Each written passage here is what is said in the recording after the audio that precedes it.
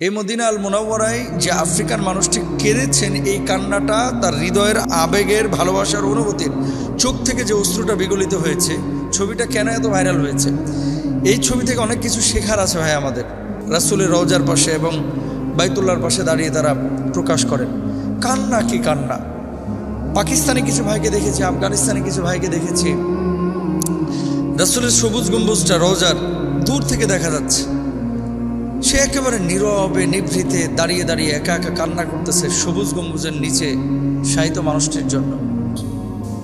এই ভালোবাসা, এই আবেগ, এই অনুভূতি, এটা যার হৃদয় থেকে নবী প্রেমের জাগরণ ঘটেছে, যার চোখ থেকে অশ্রু বিগলিত হয়েছে, সে মানুষটি কিন্তু বলতে পারে। তো এই আবেগ অনুভূতিগুলো এটা প্রত্যেকটা মানুষের ভাই থাকা উচিত। হজ্জের মৌসুম চলছে, বিশেষ করে সৌদি আরবে যারা হজ্জে গিয়েছেন এই মুহূর্তে বিভিন্ন ধরনের ছোট ছোট ভিডিও, তারপরে ছবি আমরা সোশ্যাল মাধ্যমে দেখতে পাই। এবং মুমিনের হৃদয়ে সবার কিন্তু একটা আকাঙ্ক্ষা আছে যে আল্লাহ বাইতুল্লাহ যেন একবার জিয়ারত করতে পারি, আপনার হাবিবের রওজার পাশে দাঁড়ায় যেন একবার আমরা সালাম পেশ করতে পারি। সম্প্রতি আপনারা দেখেছেন যে একজন কৃষ্ণাঙ্গ, মানে একজন কালো মানুষ, হাবাসি, বেলাল রাদিয়াল্লাহু তাআলা আনহু যেমন কালো ছিলেন, এরকম কালো একজন ব্যক্তি রাসূল আকরাম সাল্লাল্লাহু আলাইহি ওয়াসাল্লামের রওজা মোবারকের পাশে দাঁড়িয়ে একটা খুঁটির মতো বিমের সাথে হেলান দিয়ে সে রওজার দিকে তাকিয়ে কাঁদতেছে। সৌদি আরবের হারামাইন শরীফাইনের বিভিন্ন ভিডিও এবং আমাল ইবাদতগুলো প্রকাশ করে থাকে বিভিন্ন গণমাধ্যম, বিশেষ করে রাষ্ট্রীয় গণমাধ্যমগুলো। আপনারা হয়তো এটা অনেকেই জানেন। তো এই যে কালো মানুষটির কান্না রাসূল আকরাম সাল্লাল্লাহু আলাইহি ওয়াসাল্লামের রওজার দিকে তাকিয়ে, এই ছবিটা সারা বিশ্বে কিন্তু আলোড়ন তৈরি করেছে। সে যে কাঁদতেছিল, এই কান্নাটা কেন কেঁদেছে? এই কান্নাটা কিন্তু শুধুমাত্র তিনি কাঁদেন তাই না। দেখেন, কিছু কিছু সময় কিছু কিছু মানুষের চোখের পানি মানুষের মনের ভাষা প্রকাশ করে, নিজের হৃদয়ের আকুতিটা প্রকাশ করে, অনুভূতিটা প্রকাশ করে। তিনি দাঁড়িয়ে কাঁদছেন। অনেকে আছে প্রতি বছর উমরায় যায়, হজ্জে যান, অনেকে আছে সৌদি আরবের স্থায়ী বাসিন্দা, অনেকে আছেন যে সারা বছরের জমানো কিছু টাকা খরচ করে সে বাইতুল্লাহ জিয়ারতে যাচ্ছে। তো বাইতুল্লাহ যারা প্রতি বছর যাচ্ছে, বা রাসূলের আকরাম সাল্লাল্লাহু আলাইহি ওয়াসাল্লামের রওজায় যারা প্রতি বছর যাচ্ছে, তাদের যাওয়া। আর এই মানুষগুলো বাংলাদেশ থেকে আপনারা জানেন যে 29 বছর টাকা জমিয়ে তারপরে হজ্জে গিয়েছে। আফ্রিকা থেকে আমি নিজে জিজ্ঞেস করেছি অনেকের সাথে কথা বলেছি বিগত বছরগুলোতে।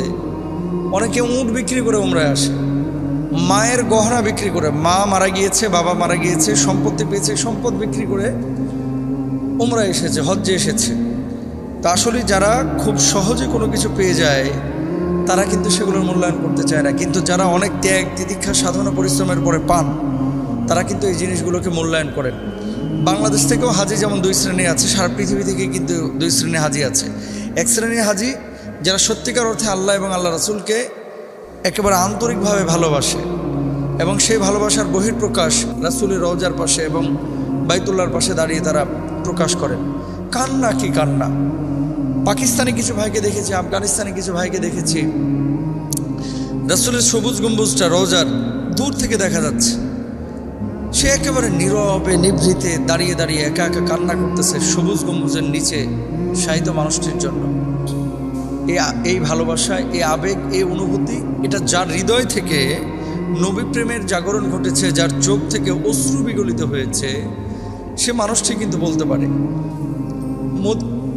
মদিনা, ওমর ফারুক রাদিয়াল্লাহু তাআলা আনহু মদিনায় কিন্তু ইন্তেকাল কামনা করেছেন এবং দোয়া করতে শিখিয়েছেন। আমরাও দোয়া করব মদিনাতুল মুনাওয়ারায় যেন আল্লাহ তাআলা আমাদের সবার মওত দান করেন। মুসলমানদের তীর্থস্থান হচ্ছে মদিনা, ভালোবাসার নিকুঞ্জ, আবেগের সৌধ শিখর।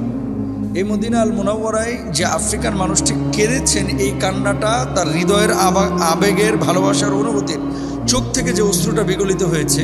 ছবিটা কেন এত ভাইরাল হয়েছে? এই ছবি থেকে অনেক কিছু শেখার আছে ভাই আমাদের। এই ছবিটা থেকে অনেক কিছু শেখার আছে। শেখার বিষয়টা কি? এখন বাইতুল্লাহ গিয়ে, রওজার পাশে গিয়ে অনেকে আপনার ওই লাইভ দেওয়া শুরু করে, অনেকে সেলফি তোলা শুরু করে।